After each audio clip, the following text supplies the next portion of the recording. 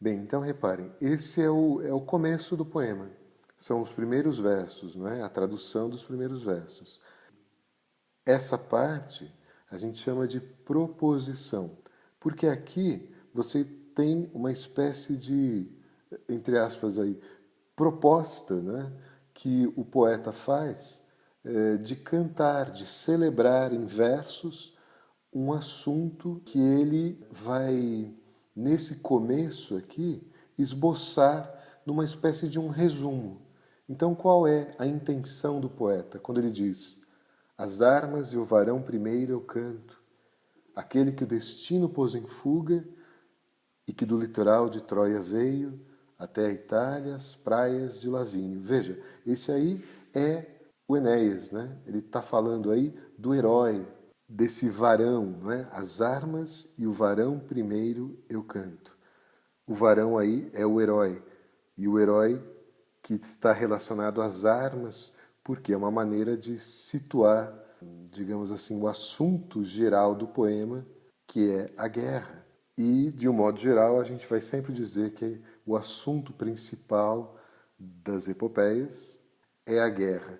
É claro que quando você lê o texto, não é? A gente fala assim, fica parecendo tão redutor e mas quando a gente lê o texto, lê o poema, a gente vai ver que há muitas questões que aparecem. A narrativa não fica só na guerra, evidentemente. A guerra é, na verdade, uma espécie de motivo geral sobre o qual a história vai se desenrolando, né? Bem, mas então reparem, esse herói ele sai de Troia e vai até a Itália. É na Itália, na região do Lácio, que ele deve fundar uma nova cidade. Mas essa cidade, reparem que isso é importante, essa cidade ainda não será Roma. Roma será fundada no Lácio, nessa região da Itália, muito tempo depois de o Enéas e os seus companheiros conseguirem chegar até ali. Na verdade, o Enéas então vai fundar uma cidade que se chama Lavínio, né? Por isso se diz que ele veio de Troia até a Itália, as praias de Lavínio. É essa cidade, Lavínio, que o Enéas funda na Itália. Bom, mas para conseguir fazer isso, né, chegar à Itália, se estabelecer ali com os troianos, fundando uma nova cidade, para isso ele terá que enfrentar a ira de Juno, vamos dizer assim, porque Juno é a rainha dos deuses, ela é a esposa de Júpiter, e na guerra de Troia ela protegia os gregos. Os deuses participam dessa guerra, tomam partido de um lado e de outro entre os gregos e os troianos. E Juno protegia sempre os gregos. Daí ela não se conformar que o Enéas pudesse vir a fundar uma nova Troia. Ela quer que Troia seja destruída de uma vez. Então ela continua perseguindo os troianos pelo mar. Depois, reparem, seguindo ainda na proposição, o poeta continua dizendo que esse herói sofreu também na guerra, né? E muito ele sofreu também na guerra, até poder fundar uma cidade e transferir seus deuses para o Lácio. Vejam, essa cidade que ele vai fundar é, como eu já falei, a cidade de Lavínio, ainda não é Roma.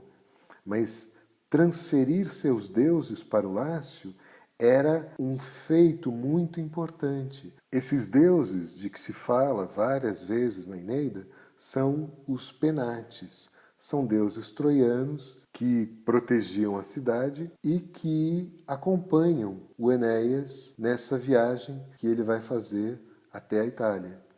Ali na Itália, então, esses deuses receberão um culto e vão se tornar os deuses que protegem essa nova cidade. Isso é muito importante porque com os deuses a cidade pode prosperar, né? Esse é o grande feito do Enéas. E tem uma cena que é narrada no segundo canto da Eneida, que é muito famosa, que é o Enéas carregando o pai nas costas. O pai do Enéas é o Anquises, já bem velhinho, né, um ancião troiano, O Enéas não quer deixá-lo para trás, mas ele insiste que ele, já tão velhinho, vai acabar atrapalhando o próprio filho nessa fuga, mas o Enéas de maneira nenhuma consente nisso, até convencer o Anquises de que ele precisa acompanhá-los, porque a sabedoria do Anquises seria importante para que eles pudessem cumprir essa missão, cumprir esse destino. E então, finalmente convencido, o Anquises, o pai do Enéas, sobe nas costas então, né, do filho, ele carrega o pai nos ombros, né, e o Anquises é quem carrega a estatueta que representa os penates. É uma estatuetinha, normalmente a gente vê nas imagens, né, uma pequena estatueta que o Anquises carrega nas mãos e que representa os penates. E assim o Enéas leva consigo os deuses troianos que vão ajudá-lo em todo o seu percurso e depois vão proteger a nova Troia. Em seguida, fechando a proposição, se diz: donde a raça latina, quer dizer, de onde, né? A raça latina e os pais albanos, donde as muralhas da altaneira Roma. O que significa isso? Significa que, tendo fundado, então, essa nova cidade e transferido seus deuses para lá, e isso é que é importante, né? Tendo fundado uma cidade e transferido os seus deuses para o Lácio, o Enéas colocou as bases para uma nova civilização que virá. E essa civilização, que é a civilização romana, tem como fundamento a raça latina, quer dizer, os latinos, que já estavam por ali, mas que vão se misturar com os troianos. Os pais albanos, quem são os pais albanos? São os antepassados dos romanos ali mesmo no Lácio. Albanos porque eles são de uma cidade anterior, mais antiga do que Roma, que se chama Alba Longa. É a cidade de Alba Longa. Essa cidade, ela será fundada pelo filho do Enéas, pelo Ascânio. E depois, aí em Alba Longa, é que vão nascer os gêmeos, os famosos gêmeos Rômulo e Remo. Então é importante citar aí os pais albanos, pais aí no sentido de antepassados. E daí é que podem surgir as muralhas da altaneira Roma, da altiva Roma. Então notem que a proposição, são poucos versos, né? Mas a proposição ela faz um resumo mesmo, uma espécie de um resumo bem condensado de toda a história, de tudo que vai ser contado depois, com muitos detalhes. Mas a proposição, de alguma maneira, antecipa um pouco isso, como uma espécie de intenção que o poeta declara de cantar esse tema.